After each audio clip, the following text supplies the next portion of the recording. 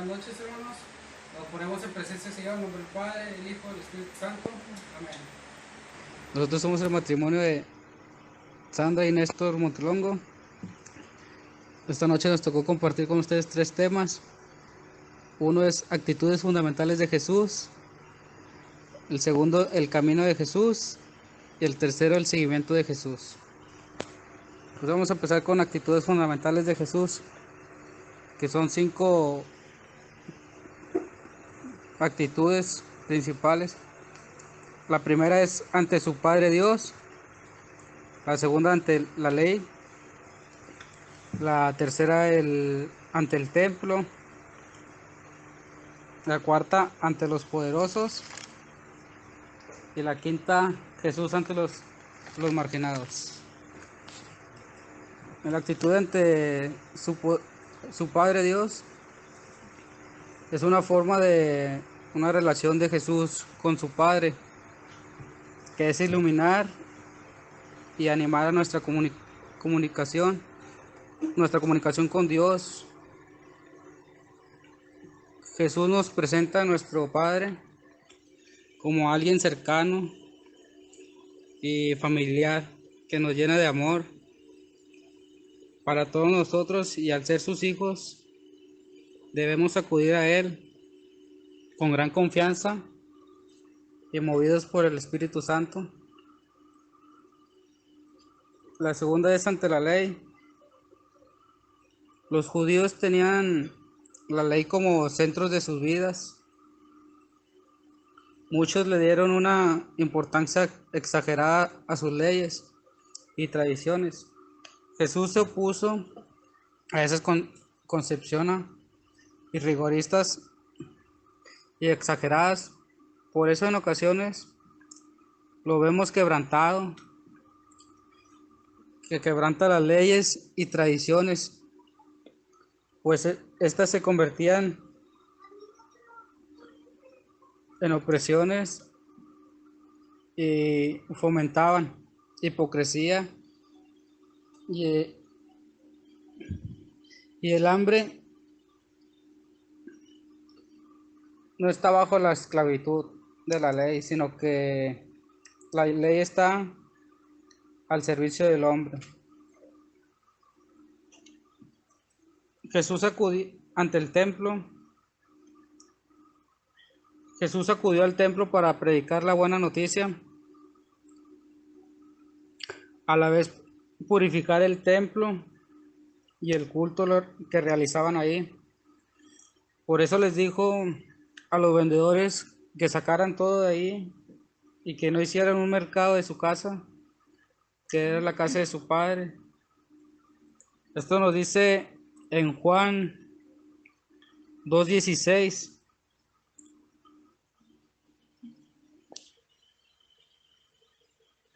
Y dijo a los que vendían palomas: quiten esto de aquí, no hagan de la casa de mi Padre una casa de mercado. Esto es palabra de Dios. Te alabamos, Señor. Pues como ahí lo acaba de leer mi esposa, pues nos dice claramente, ¿verdad?, que la casa de Dios pues no era mercado, sino que era su casa para hacer oración.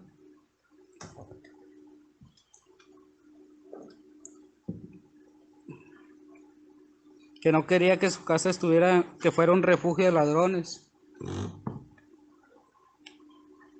Y entonces Jesús, al morir y resucitar, construyó un nuevo lugar de encuentro con Dios. El siguiente es ante los poderosos. De una forma valiente y a la vez libre, Jesús se enfrentaba a personas que ostentaban el poder en Israel, denunciando el mal que descubrían en la sociedad. Se enfrentaba a los ricos que representaban el poder económico. Les hacía ver que el dinero no era el valor absoluto y que las riquezas dificultaban la entrada al reino de Dios. Esto lo podemos ver también una cita bíblica de Lucas 18:24. Dice que se enfrentaba ante los gobernantes que formaban el poder político. Ante ellos se muestra plenamente libre para, para denunciar sus malas actitudes y realizar su poder.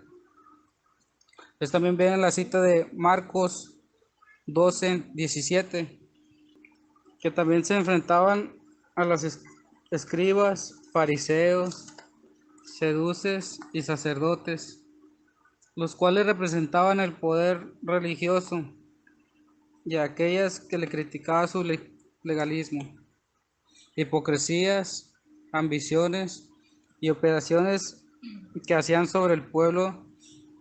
Esto viene en la cita bíblica de Mateo 23, del 2 al 3. Y les dijo: en la cátedra de Moisés se han sentado las escribas y los fariseos.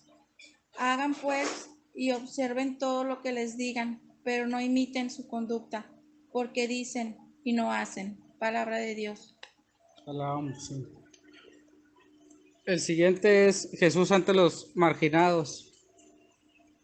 Es donde Jesús nace y vive y muere como marginado.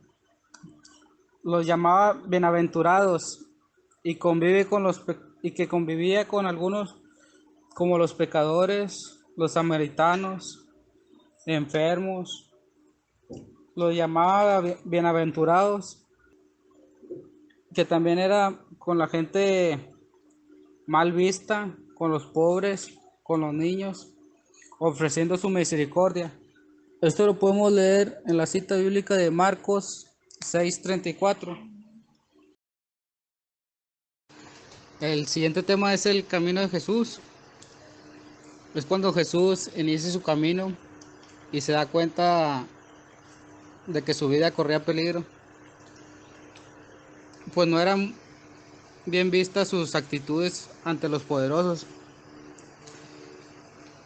Los que querían manipularlo, el pueblo querían manipular, pues ellos no estaban de acuerdo con sus enseñanzas y sus estilos de vida. Por el estilo de vida que llevaba Jesús, pues los planes que ellos tenían para el pueblo los veían amenazados por ese motivo, que querían quitarse la vida de diferentes formas. Por eso dijo Jesús a sus discípulos, haciéndolos ver el riesgo que corrían al aceptar su estilo de vida. Jesús les dijo: les aseguro que si el grano de trigo que cae en la tierra no muere, queda solo, pero si muere, da muchos frutos. Esto viene en la cita bíblica de Juan 12:24. También el Hijo del Hombre va a ser entregado en manos de los hombres y lo matarán a los 3 días de haber muerto y resucitará. Esto viene en Marcos 9:31. También en la pasión y muerte de Jesús, Jesús estaba sentado en la última cena, cuando ya había decidido traicionarlo Judas. Jesús instituye la Eucaristía, que simbólicamente anuncia ya su próxima muerte, y da las últimas instrucciones a los apóstoles. Y al salir del cenáculo y se dirige al monte de los olivos, donde por tercera vez eleva sus oraciones y dice: Abba, Abba, Padre, tú lo puedes todo, pidiéndole que apartara de él esta copa, diciéndole: Padre, que no se haga lo que yo quiera, sino lo que tú quieras. Estoy en la cita bíblica de Marcos 14:36. También le estaba pidiendo que a sus discípulos que velaran y hicieran oración, siendo capturados por la multitud armada que envió Judas. Fue ahí donde sus discípulos lo abandonaron y lo llevaron a la casa de Anás y lo interrogaron privadamente y se burlaban de Jesús. Y Pedro lo negó 3 veces, tal y como Jesús lo había dicho. Fue llevado a la casa de Caifás y ahí con el Sanedrín lo acusaban de haber hablado mal. Encontraron del templo, ahí es donde decían de su muerte. Y entonces Pilato lo interrogaba y se lo envió a Herodes, dejándolo en la libertad. Pero sin embargo, al tener miedo por perder, da la orden de que lo crucifiquen.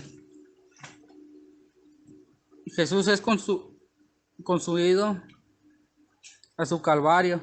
Después lo crucificaron en medio de los malhechores, siendo burlado y diciéndole que el Mesías, el Rey de Israel, que se bajara de la cruz para creer en él. Esto viene en Marcos 15:32. Y siendo que querían saber el sentido de la muerte de Jesús, es cuando condenan a Jesús injustamente. Su muerte fue un asesinato trabajado por los poderosos, pero realmente Jesús murió por la salvación de todo el mundo entero. El Padre lo amaba porque dio su vida para recobrarla de nuevo. Nadie se la quitó porque Él la dio. Fue su voluntad porque ella sabía que tenía el poder para todo. Y Jesús dice, es el mandato que recibo de mi Padre. Esto viene en la cita bíblica de Juan 10, del 17 al 18. Y también para glorificación de Jesús, de su resurrección, ascensión y envío del Espíritu Santo, siendo buscado Jesús por sus discípulos, encontraron el sepulcro vacío, porque ya había resucitado por Dios nuestro Padre. Y a muchos de sus discípulos se les dio la gracia de experimentarlo vivo. En sus apariciones, en ese tiempo Jesús lo confirmó en su misión. Les presentó el Espíritu Santo y les dijo que el Espíritu Santo los ayudaría y acompañaría en la tarea de ser testigos de Él. Y después de eso subió a los cielos, donde estaba sentado a la derecha del Padre, y que este es el centro de nuestra fe. Cristo murió por nosotros según las Escrituras, y se apareció en Cefas y más tarde a los discípulos, dejándolos con ellos el Espíritu Santo, cumpliendo la promesa que había hecho por Jesús. También en nuestra Pascua, hermanos, la Pascua judía consistió en que el pueblo de Israel pasó por la esclavitud de Egipto a la libertad de la tierra prometida. La Pascua de Jesús fue su paso de la muerte a la vida, de este mundo al Padre. Nuestra Pascua será para el pecado a la gloria, y de la esclavitud a la libertad y hacia la muerte y resurrección de Jesús. En efecto, cuando nuestra Pascua será llevada a una vida nueva, que el Espíritu se manifieste el rechazo a las obras de la carne y en relación de todo aquello que contribuye para nuestro bien. El tercer tema es el seguimiento de Jesús. Fue cuando Jesús fue reunido en torno a un gran grupo de personas que lo seguían, se conocían entre sí, colaboraban en su misión y compartían del mismo destino. Ellos seguían a Jesús porque Él les presentaba como el camino, la verdad y la vida, es decir, el camino vivo y verdadero, que conducía al poder. Los 12 apóstoles sentados y 2 discípulos y una gran cantidad de personas, varones y mujeres, se acogían su palabra. Algunos de ellos, como es el caso de Simón, Andrés, a quien Jesús les dijo: vengan detrás de mí y los haré pescadores de hombres. Otros, en cambio, rechazaban la invitación del Señor, como el caso del joven rico. En las exigencias del seguimiento era seguir a Jesús, implicar asimilar su mensaje y aceptar los valores, los criterios que le proponía, identificarse con y unirse al Maestro, vivir conforme a su palabra y cumplir con su voluntad. Del seguimiento exige la conversión, que se manifiesta en una serie de actitudes como la fe viva, que consistía en escuchar y poner en práctica la palabra de Dios. También el amor y el servicio mutuo. En la solidaridad y a los demás, en especial a los más marginados. En la unidad y la igualdad, que significa evitar divisiones y ambiciones. En la renuncia, que implica dejar todas aquellas cosas y personas que impidan una entrega plena. También el riesgo, que supone estar dispuesto a afrontar con la valentía la misma suerte de Jesús. La pobreza, las críticas, persecuciones y hasta la misma muerte. La vida de la oración, que proporciona un encuentro con el Señor y nos da impulso para cumplir con todas sus exigencias, que extraña este seguimiento. La promesa de Jesús a sus seguidores, que Jesús da una cierta recompensa o premio para sus discípulos o seguidores. Cuando Jesús promete el 100 por 1 a un medio de persecuciones y la vida entera a quienes le negaban a sí mismo y tomando su cruz lo han seguido. Todo esto lo podemos ver en la cita bíblica de Marcos 10, del 29 al 30, como María prototipó de los discípulos de Jesús. Quiere decir que María es un modelo de auténtico discípulo de Cristo. Ella nos muestra el camino para seguir a su Hijo. Que María era bien obediente. Aquí está la servidora, que le decía: aquí está tu servidora, que se haga en mí lo que tú dices. Ella también, por medio de la oración, buscó siempre la unión con Dios y la solidaridad con el hermano. María es un modelo de auténtico discípulo de Cristo. Ella nos muestra el camino para seguir a su Hijo. Esto viene en la cita bíblica de Lucas 8:21.